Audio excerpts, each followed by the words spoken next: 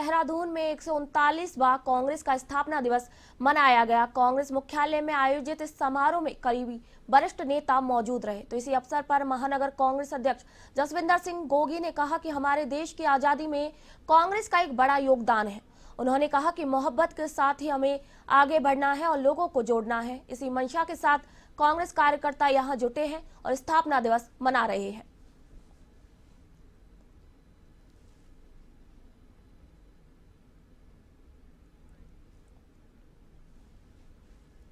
कांग्रेस का 138वां स्थापना दिवस है, साथ साथ सेवा दल का भी स्थापना दिवस है।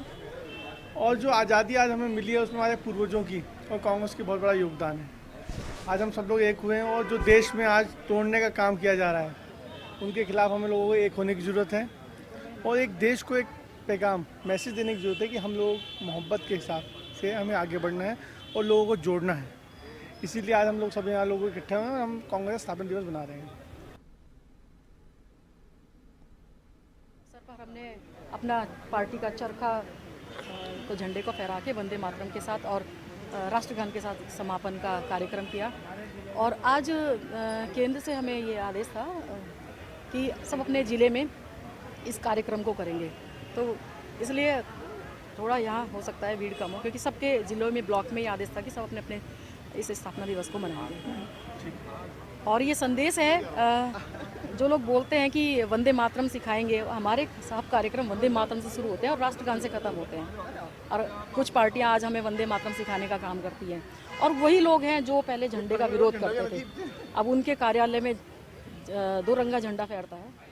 तो हम दिखाना चाहते हैं, जब हम स्वतंत्रता की लड़ाई लड़ रहे थे तो कांग्रेस की स्थापना इस उद्देश्य से की गई थी कि जो जनता चाहती है उसको हम सड़कों पे लेके आए और अंग्रेज़ों से हम लड़ाई लड़ें। और आज भी देखिए स्थिति सेम है, इसलिए राहुल गांधी जी को भारत जोड़ो यात्रा के बाद हम तैयार हैं का आह्वान करना पड़ा, क्योंकि आज सत्ता में जो लोग बैठे हैं वो लोकतंत्र के खिलाफ हैं, लोकतंत्र की हत्या करने का हर दिन कार्य कर रहे हैं। आप समझिए 146 सांसद जो सदन से निलंबित हैं, उसके बाद सदन में क्या कार्य हो रहा है जब 146 सांसद निलंबित हैं तो। और जिस व्यक्ति की वजह से इतनी बड़ी चूक हुई संसद की सुरक्षा में, अब वो व्यक्ति सदन।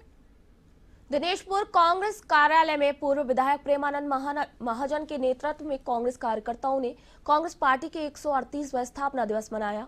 तो इसी दौरान प्रेमानंद महाजन ने कहा कि कांग्रेस देश की सबसे पुरानी पार्टी है जिसकी स्थापना आजादी के समय हुई थी।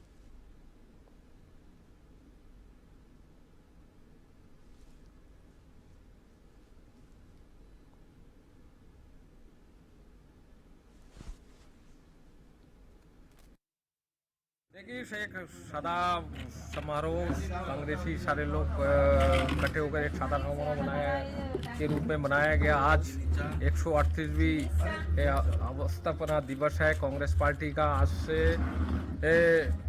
138 साल वर्ष पूर्व कांग्रेस पार्टी की स्थापना की गई थी और तब से अब तक कांग्रेस पार्टी ने भारतवर्ष के, एक तो जब गुलाम कांग्रेस पार्टी का जो जन्म हुआ था गुलाम भारत में हुआ था, फिर आज़ादी की लड़ाई लड़ने के लिए आप लोग जानते हैं कांग्रेस पार्टी की स्थापना किया गया था और आज तक कांग्रेस संघर्ष कर ही रही है। मैं अपनी तरफ से सभी क्षेत्रवासियों को, कांग्रेस के साथियों को हार्दिक बधाई देता हूं और कांग्रेस के सभी साथियों से यही कहना चाहता हूं कि आओ, उठो, जागो और लड़ो। और हरिद्वार में कांग्रेस स्थापना दिवस पर कांग्रेस कार्यकर्ताओं ने कोतवाली पर प्रदर्शन किया। कांग्रेस के प्रदर्शन में पूर्व कैबिनेट मंत्री हरक सिंह रावत भी मौजूद रहे। पिछले दिनों हरिद्वार कांग्रेस के ऑफिस को कोर्ट के ऑर्डर पर खाली कर दिया गया था और इसी पर कांग्रेसी नेता ऑफिस पर कब्जा किए जाने का आरोप लगा रहे हैं। कांग्रेसी नेताओं ने पुलिस से मामले में कार्रवाई करने की मांग की। हरक सिंह रावत ने कहा कि पुराना कांग्रेस कार्यालय वापस लेने के साथ साथ हरिद्वार में एक नया कांग्रेस ऑफिस भी बनाया जाएगा, जिसके लिए उन्होंने अपनी ओर से 5,11,000 रुपए देने की घोषणा की है। साथ ही हरक सिंह रावत ने भाजपा पर भी आरोप लगाते हुए कहा कि भाजपा ने भ्रष्टाचार के जरिए सभी जगहों पर अपने कार्यालय बनाकर खड़े कर दिए हैं।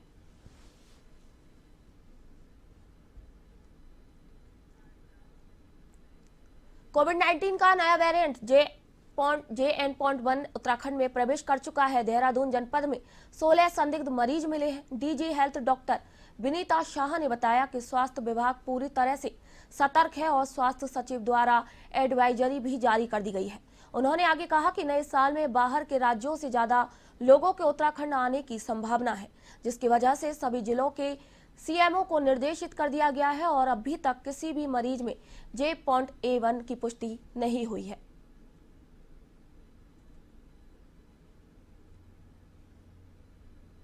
विभाग पूरी तरह सतर्क है। सचिव महोदय द्वारा एडवाइजरी जारी कर दी गई है और बार बार सीएमओस को भी वीसी के माध्यम से निर्देशित किया जा रहा है कि कोई भी संदिग्ध मरीज जो है उसका टेस्टिंग जरूर करे। और ये अभी आगामी नव वर्ष के हिसाब से भी ज़्यादा लोगों की आने की संभावना है, तो उस संबंध में निर्देश दे दिए गए हैं।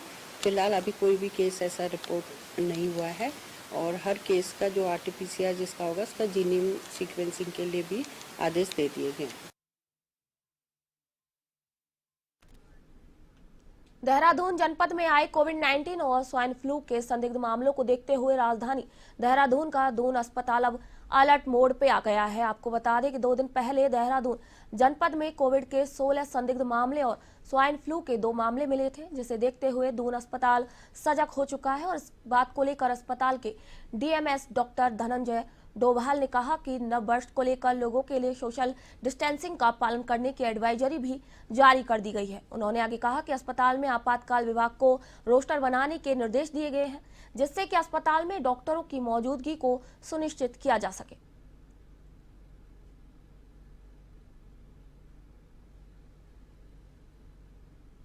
नववर्ष में सभी अब एक तो पब्लिक एडवाइजरी है सबके लिए जारी की गई है कि भाई सोशल डिस्टेंसिंग का फॉलो करें, कोशिश करें भीड़भाड़ वाले एरिया से बचें और अगर जाना पड़ रहा है तो उसके लिए मास्क लगाएं, समय समय पर हाथ धोते रहें और अननेसरी चीज़ों को छुए नहीं। जहाँ तक अस्पताल की प्रिपरेशन की बात है तो इमरजेंसी विभाग को एक रोस्टर बनाने को बोल दिया गया है कि जो भी संबंधित विभाग हैं वो सब अपना ड्यूटी वाइज रोस्टर लगाएंगे, डॉक्टरों की प्रेजेंस को सुनिश्चित करेंगे और इमरजेंसी अधिकारी जो हैं वहाँ पर वो जो भी आवश्यक दवाएं हैं उन सब का अभी से ही इंतजाम करके रखेंगे, ताकि अगर इस तरह की एक सिचुएशन आ जाती है तो उसको टैकल कर पाएँ। अब अन्य राज्यों के साथ साथ अब उत्तराखंड के कुमाऊं में भी कोहरे की दस्तक दे दी है। बढ़ती ठंड और गिरते तापमान ने लोगों की मुश्किलों को बढ़ा दिया है, तो वहीं सड़कों पर वाहन तेज रफ्तार धीमी गति हो गई है, तो वहीं कोहरे के कारण सड़क दुर्घटना का भी खतरा बढ़ता हुआ नजर आ रहा है। इधर उधम सिंह नगर के जसपुर में मौसम के पहले कोहरे ने जनजीवन को अस्त व्यस्त कर दिया है। आलम यह है कि सड़कों पर वाहन भी रेंग रेंग कर चल रहे हैं। शहर में लोग जगह जगह अलाव जलाकर ठंड से बचाव करते हुए नजर आ रहे हैं। स्थानीय निवासियों के अनुसार कुमाऊं में पहली बार कोहरे ने दस्तक दी है। अभी नगर पालिका की ओर से किसी भी प्रकार की व्यवस्था नहीं हुई है, तो वहीं छोटे बच्चों को स्कूल जाने में भी परेशानी हो रही है। ठंड के कारण लकड़ी मंडी भी पूरी तरह से नहीं खुल पा रही। लोगों ने मांग की है कि प्रशासन की ओर से हर चौराहे पर अलाव की व्यवस्था की जाए, जिससे राहगीरों को उसका लाभ मिल सके।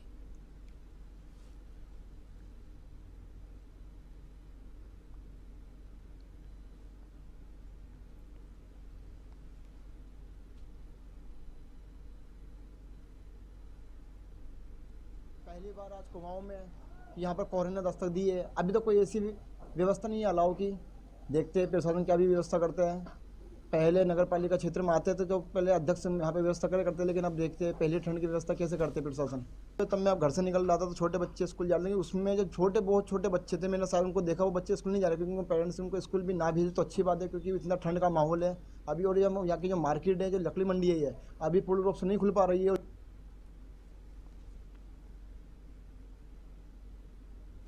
हम लोग तो अपने यहाँ बैठे हैं लकड़ी मंडी में। ऐसे तो कोहरा हाईवे पे दिक्कत करेगा, ट्रैफिक की व्यवस्था बिगड़ जाएगी सारी। जब कोहरा आता है तो आने वाली गाड़ियाँ दिखाई नहीं देती, इंडिकेटर से लोग चलाते हैं, फॉग लाइट जलाते हैं।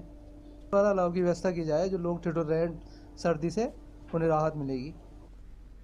गदरपुर में गुरु गोविंद सिंह के 4 शहीद पुत्रों की याद में शहीदी दिवस मनाया गया और इसी मौके पर बोलते हुए गदरपुर विधायक अरविंद पांडे ने कहा कि गुरु गोविंद सिंह के परिवार ने देश और धर्म के लिए कुर्बानियां दी थी, उसी के चलते आज हम लोग सब यहाँ पर सुरक्षित हैं। उन्होंने आगे कहा कि आज नई पीढ़ी को उनकी कुर्बानियों से अवगत कराने का दिन है।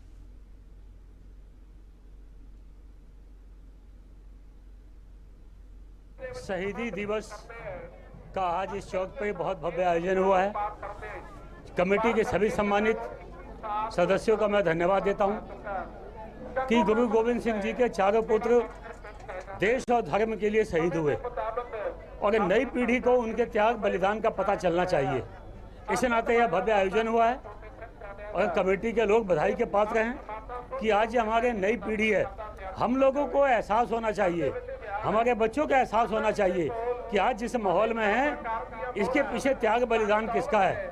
और मैं दावे से कह सकता हूं कि जो त्याग बलिदान गुरु गोविंद सिंह जी ने दिए, ये सदियों सदियों नहीं, ये सूरज चांद मिट सकते हैं, लेकिन गुरु गोविंद सिंह जी का त्याग बलिदान इस धर्म और देश के लिए जो हुआ है वो कोई। उत्तराखंड के जसपुर में नशे की रोकथाम को लेकर पुलिस लगातार कार्रवाई कर रही है। उसने धर्मपुर चौकी पर चेकिंग के दौरान एक कार से 136 लीटर अवैध कच्ची शराब भी पकड़ी और 2 लोगों को गिरफ्तार किया है। दोनों आरोपी योगेंद्र सिंह और तीरथ सिंह नेगी कोटद्वार जनपद पौड़ी गढ़वाल के निवासी हैं। इनके खिलाफ पुलिस ने आबकारी अधिनियम के तहत मुकदमा दर्ज कर न्यायालय में पेश किया है। क्षेत्राधिकारी वंदना वर्मा ने बताया कि चेकिंग के दौरान गाड़ी से अवैध कच्ची शराब के 91 पाउच मिले जो अवैध रूप से परिवहन की जा रही थी।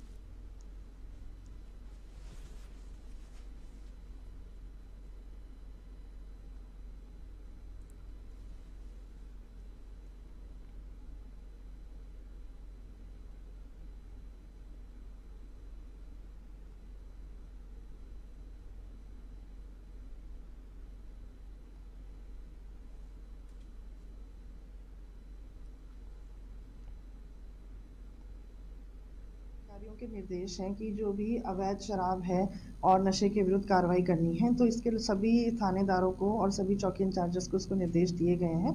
इसी क्रम में आज ये हमारे जसपुर कोतवाली के धर्मपुर बैरियर पर एक सूचना प्राप्त हुई थी कि एक स्विफ्ट डिज़ायर कार में कुछ अवैध कच्ची शराब का परिवहन किया जा रहा है। तो इसी सूचना पर जब हमने इसमें चेकिंग की गई तो एक स्विफ्ट डिज़ायर कार जो कि जिसमें टैक्सी के रूप में जो संचालित हो रही थी, उसमें 2 लोग थे। उन दोनों के द्वारा इसमें से जब चेकिंग की गई तो उसमें कच्ची शराब उनके पास मिली, जिसमें 91 पाउच है जो कि अवैध रूप से परिवहन की जा रही थी। गाड़ी के भी कागज़ उनके पास मौजूद नहीं थे। इन दोनों व्यक्तियों को मौके से अरेस्ट किया गया है। खबर बागेश्वर जिले के कपकोट विधानसभा से है, जहां ग्राम पंचायत दूलम में सड़क मार्ग जोड़ने के बारे में अधिकारियों के साथ बैठक हुई। लोक निर्माण विभाग गेस्ट हाउस में हुई इस बैठक में कपकोट विधायक सुरेश गढ़िया ने लोक निर्माण विभाग के अधिकारियों को ग्रामीणों की समस्याओं का समाधान करने के निर्देश दिए। विभाग को मोटर मार्ग निर्माण से संबंधित सर्वे, डीपीआर और अन्य कार्य तत्काल पूर्ण करने और जल्द ग्राम पंचायत को मोटर मार्ग से जोड़ने के भी निर्देश दिए। इस मौके पर ब्लॉक प्रमुख गोविंद दानू, लोक निर्माण विभाग अधिशासी अभियंता अमित पटेल, शेर सिंह कोरंगा, कुशाल कोरंगा सहित ग्रामीण मौजूद रहे।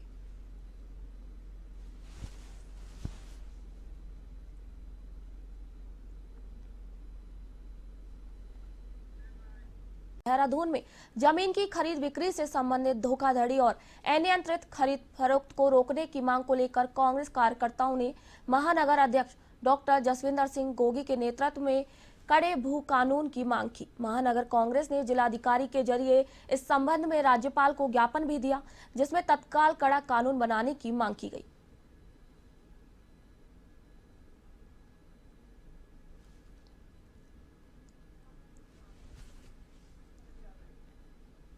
मामले में राज्यपाल को हम लोगों ने ज्ञापन दिया है और जो आप देख रहे हैं पूरे प्रदेश में स्थिति है, भू कानून की बहुत ही सख्त आवश्यकता है। इस समय जो सोच के हम सभी साथियों ने उत्तराखंड की हम लोगों ने बनाया था, वो चीज़ें पूरी नहीं हो पा रही हैं। इसलिए भू कानून सख्त से सख्त लागू होना चाहिए और हिमाचल की तर्ज पे लागू होना चाहिए। सिर्फ खानापूर्ति नहीं होनी चाहिए, समितियाँ नहीं बननी चाहिए। इन चीज़ों को लेकर आज हम लोग ज्ञापन देने आए हैं यहाँ पे राज्यपाल महोदय को जिलाधिकारी के माध्यम से। कांग्रेस के पूर्व राष्ट्रीय अध्यक्ष राहुल गांधी भारत न्याय यात्रा निकालने जा रहे हैं, जो कि 14 जनवरी को मणिपुर से शुरू होगी और 20 मार्च को मुंबई में खत्म होगी। यात्रा को लेकर कांग्रेस के प्रदेश उपाध्यक्ष सूर्यकांत धस्माना ने कहा कि राहुल गांधी की भारत न्याय यात्रा से लोगों में जागरूकता आएगी, जनता न्याय के खिलाफ खड़ी होगी। उन्होंने आगे कहा कि हमें ईवीएम के खिलाफ भी लड़ना होगा। जब तक राजनीतिक रूप से यात्रा का लाभ नहीं होगा, क्योंकि 2022 के विधानसभा चुनावों में जो हमने देखा, सभी इंटेलिजेंस, सभी एग्जिट पोल और अन्य लोग उत्तराखंड में कांग्रेस को जीता हुआ बता रहे थे, लेकिन नतीजा उसके उलट ही आया। यानी कि धरातल पर कुछ और था और नतीजा कुछ और ही आया।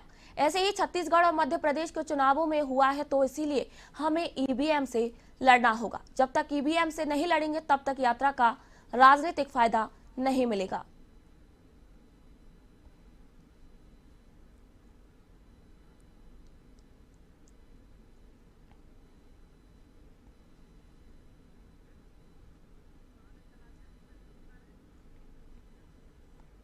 कांग्रेस के साथियों से मैं लगातार बात कर रहा हूँ। 2022 का जब चुनाव हुआ विधानसभा का, उसमें उस चुनाव की हार के बाद जो मैंने व्यक्तिगत अनुभव किया, जमीन में कुछ था, जनता कुछ कह रही थी, इंटेलिजेंस एजेंसियां हमको जीता हुआ बता रही थी, चुनाव के जितने विश्लेषण हो रहे थे उसमें ये आ रहा था कि कांग्रेस सरकार बना रही है। सब लोग मान करके बैठे थे, कर्मचारी, नौजवान, किसान, महिलाएं कांग्रेस के पक्ष में थी और नतीजा बीजेपी के पक्ष में निकल रहा है। तो हमने जो हमारा कहने का आशय है कि यात्राओं से जनता में जागरूकता आएगी, जनता एकजुट होगी, जनता अन्याय के खिलाफ लड़ेगी। लेकिन अगर हम ये सोचें कि इससे पॉलिटिकल लाभ होने वाला है, अगर इससे चुनाव में कोई लाभ होने वाला है, तो ईवीएम से जब तक आप नहीं लड़ोगे तो तब तक लाभ राजनीतिक रूप से नहीं होगा। देहरादून नगर आयुक्त गौरव कुमार ने बताया कि पूरे शहर में 98,000 स्ट्रीट लाइट्स है। कुछ जगह ऐसी भी है जहां पर स्ट्रीट लाइट्स खराब है या फिर जल नहीं रही। इसकी प्रतिदिन मेरे द्वारा और प्रशासक के द्वारा समीक्षा की जा रही है। जहां पर स्ट्रीट लाइट्स खराब है उनको तत्काल ठीक करने के लिए कहा गया है। इसके अलावा उन्होंने आगे बताया कि कुछ जगह पर जहां पर स्ट्रीट लाइट्स नहीं पहुंच पा रही है, वहां पर नगर निगम के द्वारा एडिशनल लाइट्स की व्यवस्थाएं की जा रही है। कुछ क्षेत्र मसूरी देहरादून विकास प्राधिकरण के पास है या फिर कुछ क्षेत्र स्मार्ट सिटी के पास है। उनमें भी लगातार बातचीत कर उन्हें भी ठीक करवा कर जनता को राहत देने का काम किया जाएगा।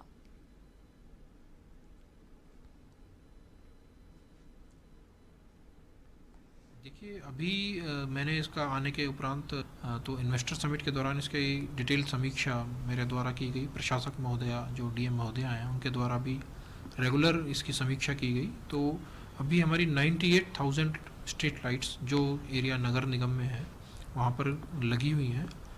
इसकी मैं डेली समीक्षा कर रहा हूँ। जहाँ पर भी कोई लाइट ख़राब हो रही है या फिर जहाँ पर 15 लक्स का जो इंटेंसिटी है प्रकाश की वो नहीं पहुँच रही है, वहाँ पर हम एडिशनल लाइट की व्यवस्था कर रहे हैं।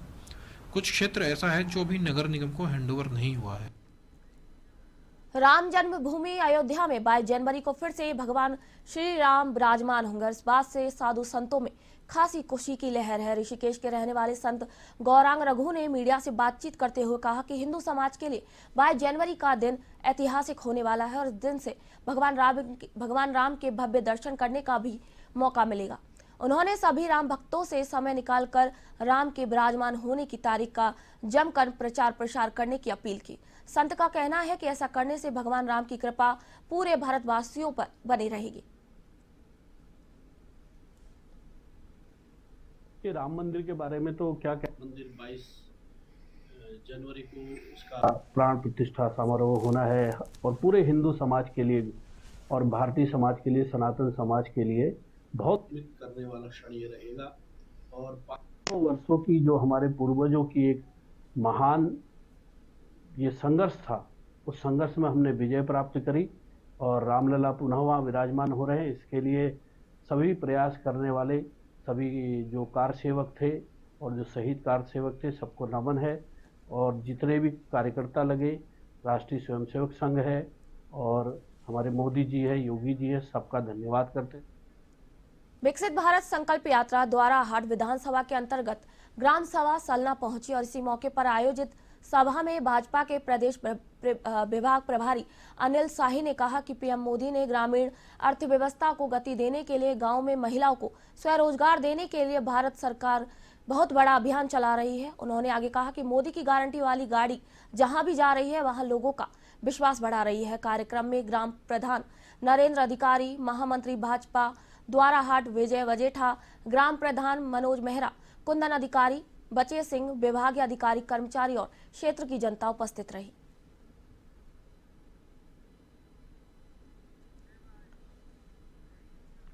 दिनेशपुर में कृष्ण की 10 दिवसीय रासलीला का समापन हुआ। जय भवानी जागरण कमेटी के तत्वाधान में आयोजित इस रासलीला में वृंदावन से आए मेहमान कलाकारों ने कृष्ण लीलाओं का मंचन किया। रासलीला का समापन क्षेत्रीय विधायक अरविंद पांडे ने किया।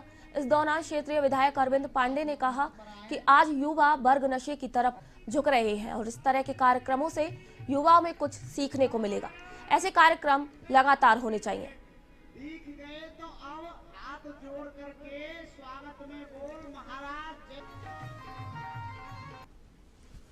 समाज को जोड़ने के लिए बहुत अच्छा रासलीला आयोजन किया है। मैं कमेटी के बंधुओं को धन्यवाद दूंगा इस बात पे, क्योंकि आज नई पीढ़ी के जो बच्चे हैं छोटी छोटी बातों में डिप्रेशन में चले जाते हैं और मुझे लगता है कि डिप्रेशन की दवाई आज तक चिकित्सकों ने भी नहीं बना पाई है। अगर जो डिप्रेशन से और तनाव से मुक्त होना है तो ये सत्संग और रासलीला, रामलीला, श्रीमद् भगवत कथा, इनके अलावा कोई इलाज नहीं है। इसलिए मैं आह्वान करना चाहता हूँ कि जो रासलीला कमेटी दिनेशपुर में जो आयोजन किया है, इसमें बढ़ चढ़ के सभी युवा जो पीढ़ी है, नई उम्र के बच्चे हैं, इसमें प्रतिभाग लेंगे तो निश्चित तनाव से मुक्त रहेंगे और जीवन जीने का सलीका सीखेंगे। स्वच्छ भारत अभियान के तहत गुरुवार को कोटद्वार में भारत स्काउट गाइड रैली निकाली गई। इस रैली को मंडी परिषद के अध्यक्ष सुमन कोटनाला ने हरी झंडी दिखाकर रवाना किया। कोटद्वार के जानकी नगर स्थित विद्या मंदिर में भारत स्काउट गाइड का 7 दिवसीय प्रशिक्षण शिविर चल रहा है और इसी के तहत आज कोटद्वार में जनता को जागरूक करने के लिए स्वच्छता अभियान को लेकर रैली निकाली गई।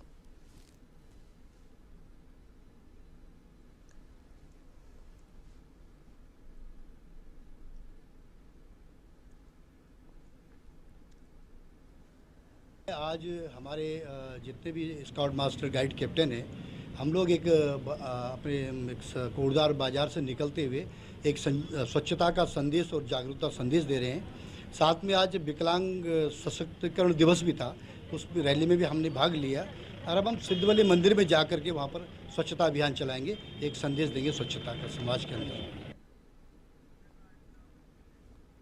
मसूरी में सांस्कृतिक शोभा यात्रा के साथ विंटरलैंड कार्निवाल शुरू हो गया है, जिसका उद्घाटन कैबिनेट मंत्री गणेश जोशी और वन मंत्री सुबोध उनियाल ने गांधी चौक पर किया। इससे पहला सर्वे चौक से शोभा यात्रा घंटाघर माल रोड होते हुए गांधी चौक पहुंची और इसी दौरान पूरे शहर में शोभा यात्रा का जगह जगह पर स्वागत हुआ। साथ ही पर्यटकों ने इसका जमकर आनंद भी लिया। जिला प्रशासन की ओर से आयोजित इस विंटरलैंड कार्निवाल में विभिन्न सांस्कृतिक कार्यक्रम आयोजित किए जाएंगे, जिसमें स्थानीय कलाकार भाग लेंगे और अपनी अपनी प्रस्तुतियां देंगे। इसी मौके पर कैबिनेट मंत्री गणेश जोशी ने कहा कि 2013 से विंटरलैंड कार्निवाल का आयोजन किया जा रहा है, जिससे यहां पर्यटन को भी बढ़ावा मिल रहा है। वहीं आने वाले समय में इसे और भी भव्य रूप दिया जाएगा। इस मौके पर पहुंचे बतौर मुख्य अतिथि वन मंत्री सुबोध उनियाल ने कहा कि विंटर कार्निवाल का पर्यटक आनंद ले रहे हैं और आने वाले समय में विंटरलैंड करने वालों पर्यटन के क्षेत्र में मील का पत्थर भी साबित होगा। इसी मौके पर जिलाधिकारी सोनिका सिंह ने कहा कि 27 से 30 दिसंबर तक यहां पर विभिन्न सांस्कृतिक और खेलों का आयोजन किया जाएगा।